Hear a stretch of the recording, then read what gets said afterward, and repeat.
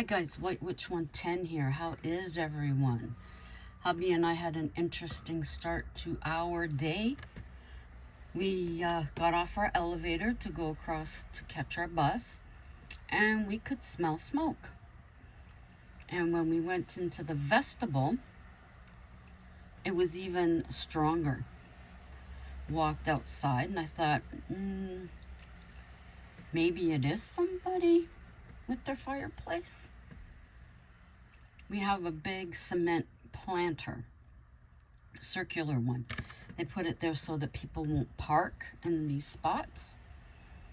And there's earth in there, there's something else, and some perlite. And it was smoldering. So just taking it because we had nothing else, figure smother it, put the stuff on it, and I'm like, this is light. But we figured, okay, get across the street, sitting there. All of a sudden, hubby goes, I don't even know if he said anything. He comes in, he reaches over, he grabs the lunch bag, and he starts backing out. I know what that means. I turn around, and yes, skunk. He had walked behind the bus shelter, but he was up by a wall. There's townhouses there, and he was apparently up by the wall. And because we weren't talking or moving, I guess it didn't feel threatened. So thank goodness it didn't spray. But it kept going west, and we were happy for that. But I looked across the street, and I seen a puff, and I'm like,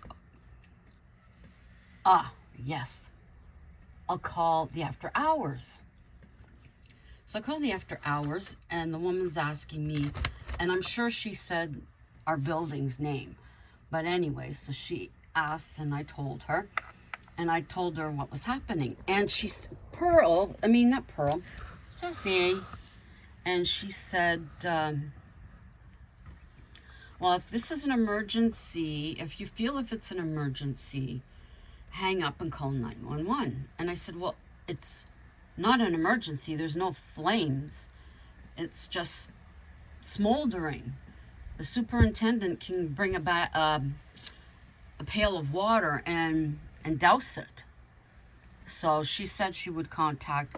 We came home, and the super had one of the people from the office in his office downstairs. So didn't get to ask him anything with that.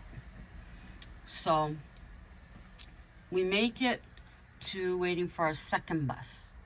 I'm waiting inside the shelter. And of course, hubby looks to see, no skunks, we're good. He's standing there, and then he says something. And I look at him, he goes, that was definitely a bat. A bat just flew within inches of him. So he says, one more thing, and I'm going home. So we get off, and we're waiting now for our last bus. Or no, it was before that. When we got off our second bus, and we were going to cross the street, there was a very faint smell of skunk. So I'm like, oh please, no. But nothing. So that was good. So we walked, got into work. What happened at work? Rained.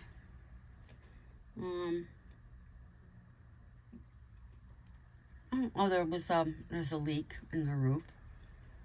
That's about it. Nothing much else.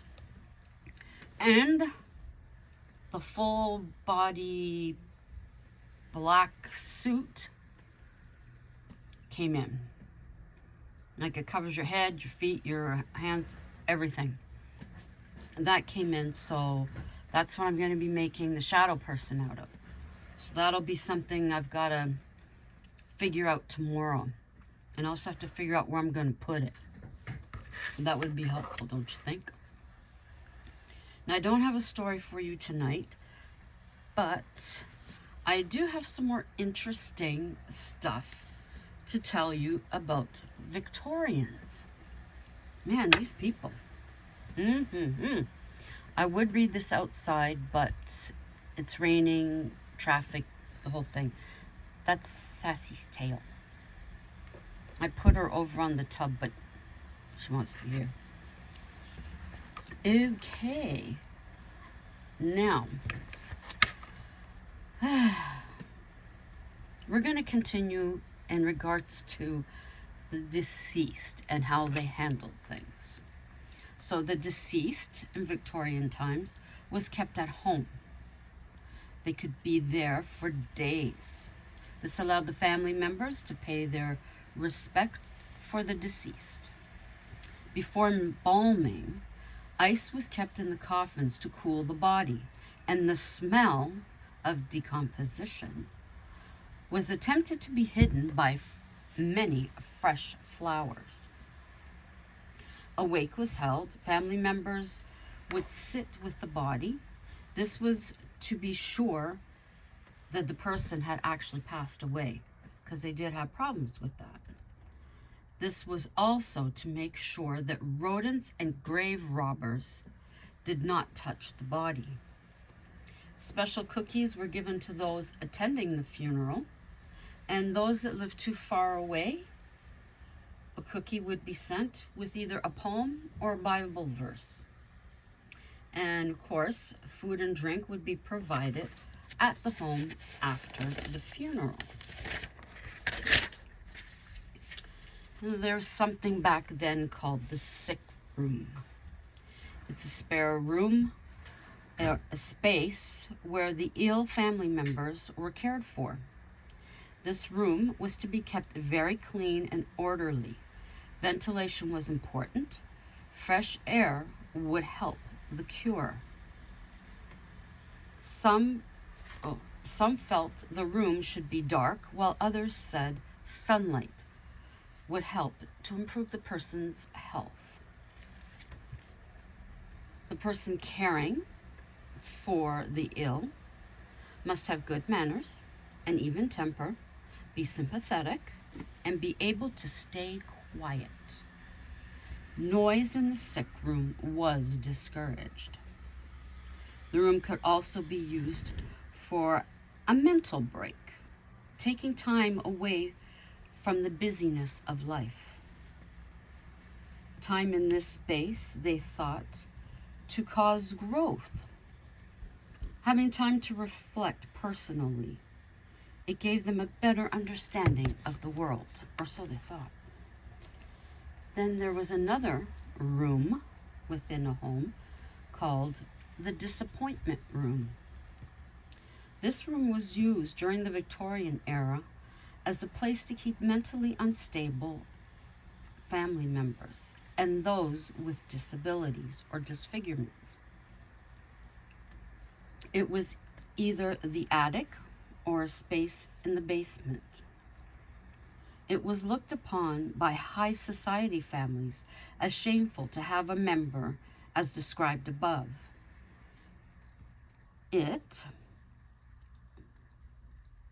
This would cause, what was this?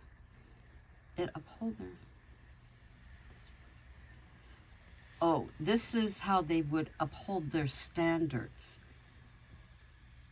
to put the person in this room, but it was never spoken of. The family would go about their everyday business as if all was normal. Their thought was hiding the family member. The bloodline would continue to be healthy. And believe it or not, there were laws for people who did not look like everyone else in society. And those were not to be seen in public. If you didn't conform to the standard, you were not allowed out. A lot of us would be staying inside.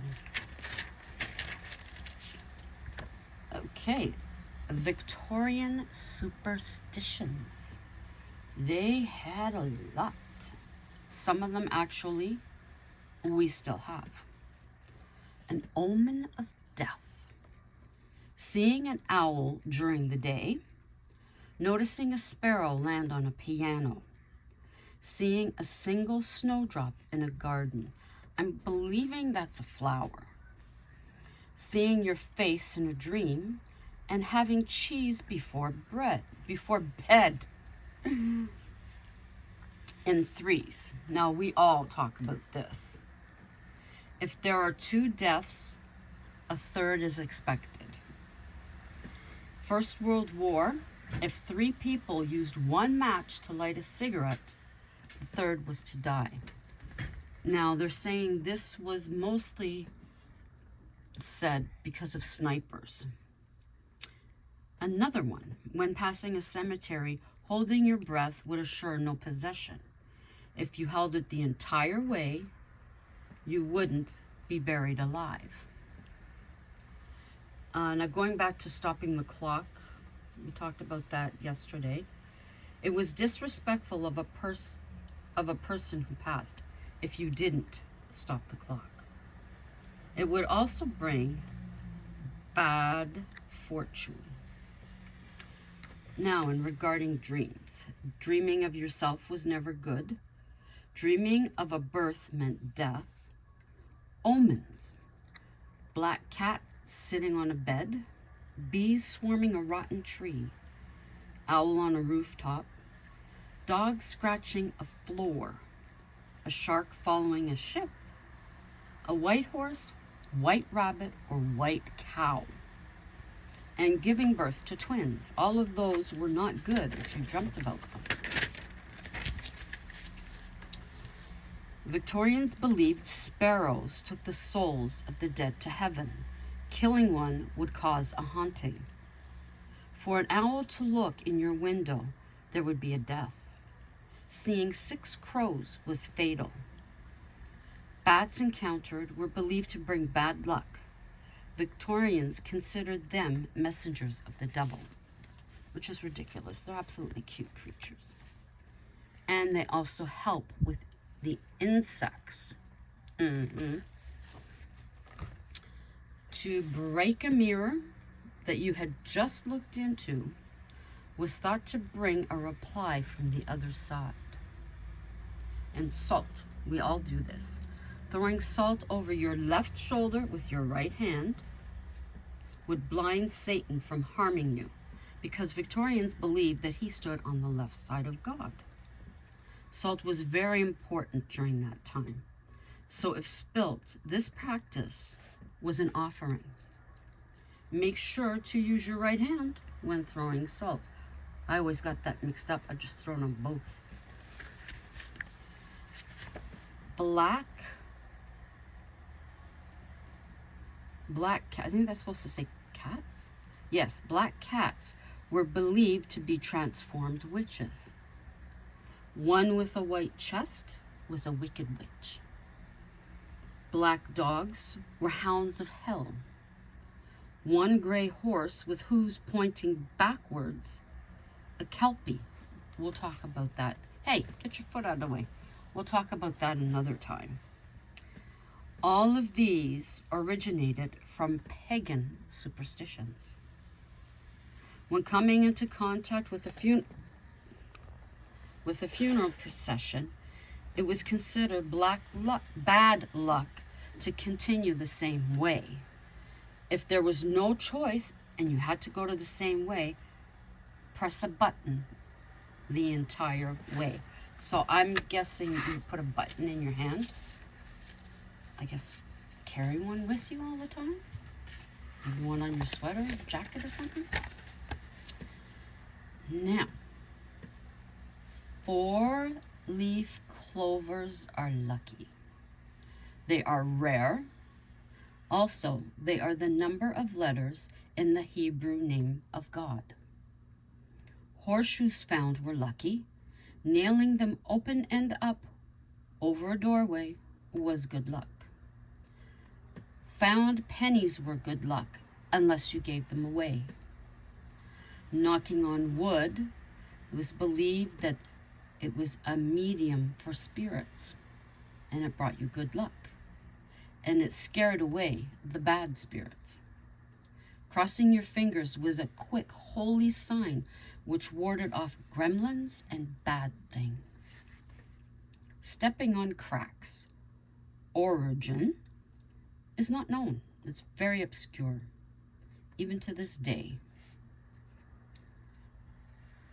But for ladders, there are two origins for walking under ladders. One, it represents the hangman. And two, the Holy Trinity. And to walk under it is to invite the devil. Opening an umbrella. Everybody has that one too. Opening an umbrella inside would invite evil spirits to you for 7 years. Heaven forbid you dropped one in the house. It was believed the house eventually would be the site of a murder. Friday the 13th. Thought to be bad for many reasons. For me, it's good.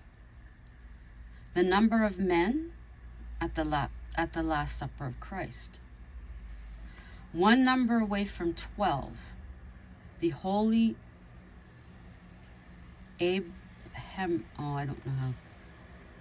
Abrahamic religions number.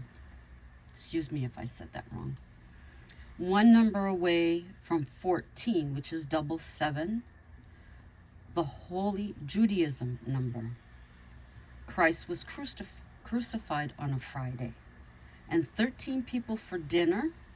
The first to rise will die at some point the coming year. Man, I don't know about these people. The next thing I want to look into in regards to the Victorian times is their spiritualism, because that was very, very popular during that time. Now, one of our prime ministers, I believe it's the 10th prime minister, William Lyon Mackenzie King, was a spiritualist. But this was not publicized. No one knew until after his death. He used to bring in a medium through the back door of the house so that nobody would see her. So that's hopefully what I'll be able to talk to you about tomorrow, is spiritualism. So until the next time, ciao for now.